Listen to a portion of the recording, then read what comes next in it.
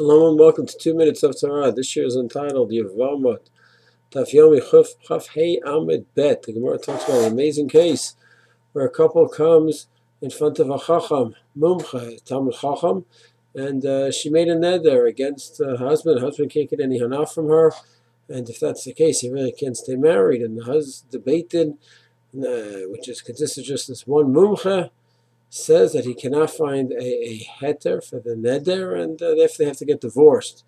So the Mishna says in such a case, the mumche, the great Talmud Chacham, cannot marry this divorcee, because people will say maybe he didn't find a heter for her to stay married because he had his eyes on her, and that's why he did that, and therefore be Chashad for him to marry her. Even a great person is concerned for Chashad, and therefore Chazal made such a halacha. And the Gemara goes on to discuss the possibility of who is this person? Is he working as a Beit Din? Is he working by himself? And the Gemara says, yes, he's by himself, and therefore we have a Chashad. If he's part of a Beit Din, it's not a Chashad that the whole Beit Din is permitting or prohibiting a lady from staying married in order that she will be a penuya, a free woman, and then they can marry. We don't have a concern that all three will have such a possibility. But when do we have such a concern? When you have a mumche operating on his own, then we have such a concern.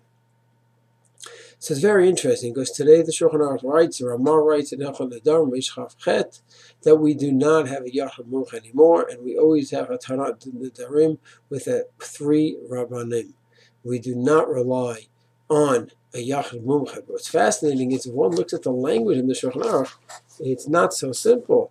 The language is the following: Mishna, the person that made a neder, what does he do? Yelech etzel Chacham Mumche. He goes to a Chacham Mumche, and then he says, and if there's no Yachid Mumche, then he goes to 3 hedyotot, to 3 people who may not be great rabbis like this Yachid Mumche, but he goes to 3 people. Then at the end, the Shulchan Aruch writes, we